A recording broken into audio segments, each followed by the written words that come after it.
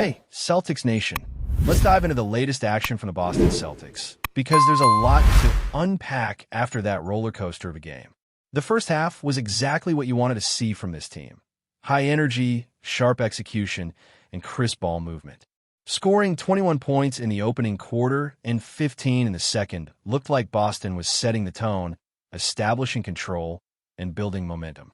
Everything seemed to be clicking. But then, the third quarter hit, and suddenly, it all fell apart. 38 points allowed in that quarter alone is absolutely inexcusable. Every defensive lapse, every missed assignment, and every rebound they failed to secure snowballed into a devastating stretch that the Jazz capitalized on completely. Utah shot an incredible 13 of 18 in that third quarter alone, knocking down nearly half of their threes and converting all 9 of their free throws. Meanwhile, Boston couldn't find their rhythm from beyond the arc, hitting only 1 of 11 three-point attempts and managing 7 of 9 from the charity stripe. The margins of control vanished, and every advantage Boston held evaporated in just a few minutes of play. Rebounding was another sore spot. The Celtics were out-rebounded 12-4 in critical moments, and that kind of disparity on the boards is a recipe for trouble. The Jazz not only controlled the glass, but also distributed effectively, tallying 8 assists compared to Boston's 4 in that segment. Turnovers didn't help either. While forcing 5 Jazz turnovers, the Celtics only converted them into 5 points, barely scratching the surface of what they could have done. This has been a recurring theme. They create opportunities, but don't maximize them. 19 turnovers forced for 17 points shows that the Celtics aren't fully capitalizing on these moments.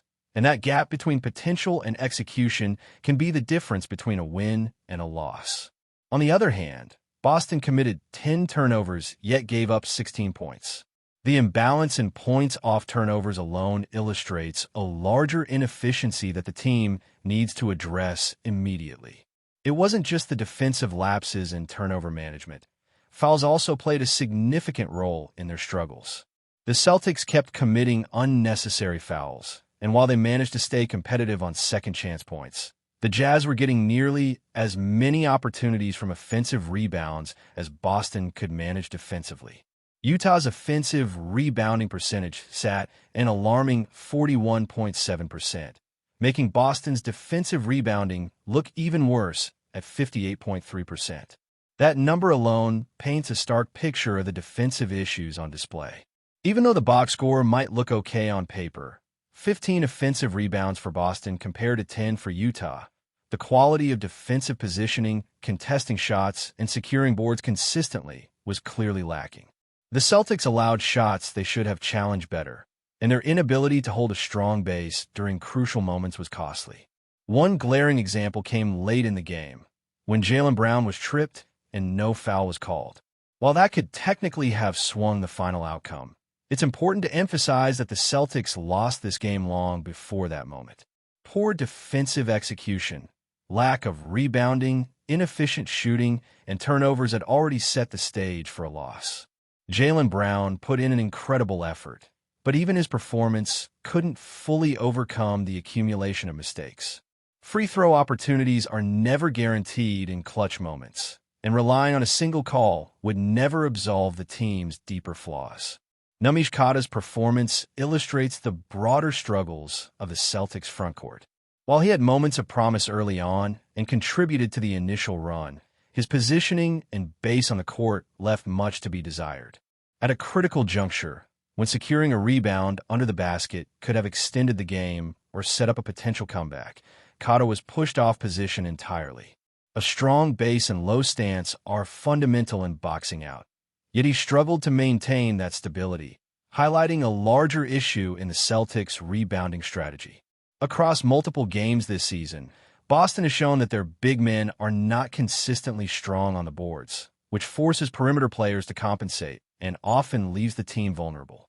Even in games they have won, like against teams with weak rebounding like the Cavaliers or Pelicans, it's evident that Boston is only surviving against lesser opponents and will struggle against stronger, more physical teams. Shooting inefficiency compounded these issues. The Celtics' perimeter shooting has been inconsistent, with key players missing critical shots at inopportune times. Jaylen Brown, despite his talent, went 0 for 9 in this game and is now 0 for his last 11 attempts across multiple games. Derek White, Peyton Pritchard, and others have been unreliable from three-point range, and some bench players taking shots are simply not consistent long-range threats. This shooting slump affects more than scoring. It disrupts spacing, puts extra pressure on ball handlers, and forces players into contested or hurried shots. When you cannot hit shots consistently, defensive rotations suffer, leaving the team open to fast break points and transitional baskets. It's a domino effect, where one flaw exacerbates another, creating a perfect storm for losses like the one against Utah. Lineup adjustments have also been an issue. Coach Joe Mazzulla is experimenting to find the right combinations, but in stretches, the floor sees multiple non-shooters or unreliable shooters, which compounds spacing and defensive problems. Having players who cannot stretch the floor leaves ball handlers overburdened, trying to generate offense in congested areas, and it affects the team's ability to execute a coherent defensive strategy. This problem is structural, reflecting the roster composition and the current form of the players. When shooting slumps collide with defensive lapses and rebounding struggles, there is no isolation play or individual creation that can consistently carry the team. Jaylen Brown's effort to shoulder much of the load is admirable, but he cannot compensate for every deficiency, and the recent slump shows that even elite players face limitations in sustaining performance under cumulative pressure. Additionally, turnovers remain a recurring theme. The Celtics often force defensive mistakes from opponents, yet fail to translate these opportunities into meaningful points. This imbalance suggests a lack of focus on execution in transition or half-court scenarios. Converting turnovers into points consistently is essential for sustaining momentum and building leads. Yet Boston has struggled in this area, creating scenarios where even small advantages are neutralized by mistakes elsewhere. Combined with fouls, rebounding issues, and poor shot selection, these factors crystallize the Celtics' deeper structural challenges and highlight the need for adjustments both on the court and in game planning. The Celtics' rebounding deficiencies, shooting struggles, and inconsistent execution in high-pressure situations underscore a broader trend that could define their season. While they have flashes of brilliance and individuals capable of taking over games, structural issues persist that cannot be solved by effort alone. Defensive lapses, missed rotations, poor positioning on the boards, and inefficient shooting are all interconnected, creating a vulnerability that stronger teams will exploit consistently. While the team has potential, these games serve as a reminder that talent alone is not enough, and that cohesion, execution, and strategy must all align to achieve sustainable success. Continuing from where we left off, the Celtics' offensive struggles have been just as glaring as their defensive lapses. When your shooting is off, everything else becomes more difficult. Spacing collapses, driving lanes disappear, and players are forced into contested shots that further fuel a negative spiral. In the recent game, the sheer volume of missed opportunities from beyond the arc created long rebounds that the Jazz ran with effortlessly. Boston's defenders found themselves scrambling, chasing opponents down the court, often out of position, which led to unnecessary fouls and open transition buckets. The inability to consistently knock down shots has become a major obstacle, one that affects the team's identity and its ability to impose its will on opponents. Players like Jaylen Brown and Peyton Pritchard have had flashes of brilliance, but they cannot carry the team alone, and when the supporting cast struggles with efficiency, the entire system begins to unravel. Anthony Simons' performance off the bench exemplifies this challenge. He managed to contribute points, but his efficiency was lacking. 5 of 13 overall with only 2 of 8 from 3 is simply not enough to impact the game positively when the starters are struggling. Even with a perfect 3 for 3 from the free throw line, his output underscores a larger issue.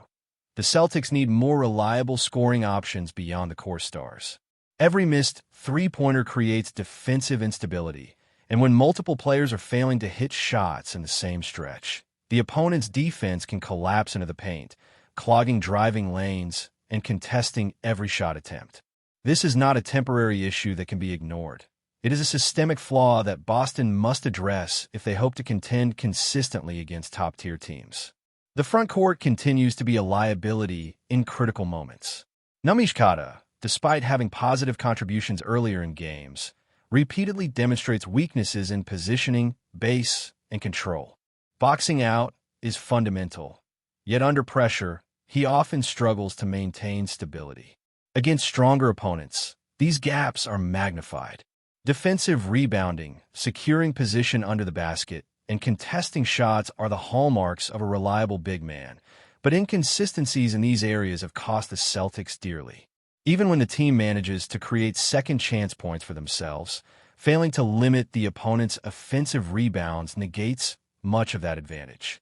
These moments accumulate into a pattern of missed opportunities and lost control, particularly in the closing minutes of tightly contested games. Lineup experimentation has been both a blessing and a curse. Coach Joe Mazzulla is clearly searching for optimal combinations, adjusting rotations in response to performance deficits, yet these changes sometimes exacerbate the issues rather than resolve them. When multiple non-shooters or inconsistent scorers share the floor, spacing deteriorates and defensive responsibilities become muddled. Ball handlers like Derek White are left to navigate congested areas, facing double teams or difficult angles, which diminishes their ability to create effective scoring chances. The balance between finding the right lineups and maintaining cohesion has proven delicate, and the Celtics have yet to discover a combination that consistently produces results under pressure. Turnovers remain a persistent theme that the team must address. The Celtics have the ability to force errors from their opponents, yet converting those opportunities into points has been inconsistent at best. In games where the margin is narrow, failing to capitalize on turnovers can be the difference between a win and a loss. The team's struggles with execution in these moments reveal a gap between potential and performance. It is not enough to force turnovers. The team must be disciplined and prepared to finish sequences effectively. Otherwise, the advantage gained through defensive pressure is neutralized, leaving Boston vulnerable even when they appear to be in control. The foul situation further compounds the Celtics' challenges. Unnecessary and poorly timed fouls disrupt rhythm, create easy points for the opposition, and limit the team's ability to maintain pressure on both ends of the court. When combined with defensive lapses, rebounding issues, and shooting inefficiencies, these moments form a web of challenges that the team has yet to consistently overcome. It is not about a single foul call or missed opportunity. It is about a pattern that reflects deeper structural issues, from positioning and base to shot selection and lineup composition. Each lapse has consequences, and when they pile up, even a strong effort from a player like Jaylen Brown may not be sufficient to secure a win. Isolation play is another area where Boston is currently limited. On nights when the shooting is off and defensive errors mount, having players capable of creating their own shot becomes crucial. While Jaylen Brown stepped up admirably, there's a limit to what one player can achieve alone. The team's lack of consistent isolation options highlights a dependency on collective efficiency, and when multiple facets of the game falter simultaneously, Boston's ability to respond effectively diminishes. This reality emphasizes the importance of improving both individual and team fundamentals to withstand pressure in critical situations. But before we continue, please remember to subscribe to the channel and give the video a like. Your support helps us keep bringing you the latest news about the Boston Celtics. Feel free to share your thoughts on the news in the comments as well. The NBA rumor mill is buzzing like never before. According to insiders, Joel Embiid, the reigning MVP and one of the most dominant centers in the league, has reportedly forced a move from the Philadelphia 76ers and set his sights firmly on the Boston Celtics. Not just to play, but to win a championship. While no official trade has been confirmed, whispers around the league suggest that Embiid has made it clear to Sixers management that his next chapter must involve a team with a legitimate shot at the title, and the storied Celtics seem to be his preferred destination. Sources close to the situation describe Embiid's decision as a combination of ambition and frustration. After years of near misses in Philadelphia, including multiple playoff disappointments despite his individual brilliance. The superstar apparently feels it's time to chase a championship in a new environment. The Celtics, who have been consistently competitive and boast a strong mix of youth and experience, are rumored to be highly receptive to the idea, though talks are said to be in the very early stages. League insiders are speculating about what such a move would mean for the Eastern Conference. Pairing EMBIID with Boston's current core could instantly make them favorites to hoist the Larry O'Brien Trophy. Analysts are already calculating the potential lineups, imagining EMBIID anchoring a front court alongside Jason Tatum and Jaylen Brown. The possibilities have NBA fans dreaming of a Celtics dynasty in the making, though skeptics point out the logistical challenges of acquiring a superstar of EMBIID's caliber. Philadelphia fans are reportedly stunned, with social media buzzing with disbelief and anger. Many view the news as a betrayal, while others are resigned to the harsh realities of professional sports. Meanwhile, Celtics fans are cautiously optimistic, aware that rumors often take on a life of their own in the summer months, but secretly hoping the whispers become reality. EMBIID's camp has yet to release an official statement, but the chatter is enough to dominate headlines and conversations across the league. One thing is clear. If the Sixers-Celtics trade talk heats up, the NBA offseason could become one of the most talked about in recent memory. Whether it's strategy, drama, or pure ambition driving the rumor, Joel Embiid's preference for Boston has set tongues wagging, and the entire basketball world will be watching every move closely. That's it for this update. If you enjoyed the video and want to keep receiving exclusive news about the Boston Celtics, please subscribe to our channel and give the video a like. We always appreciate your comments and opinions. See you in the next video.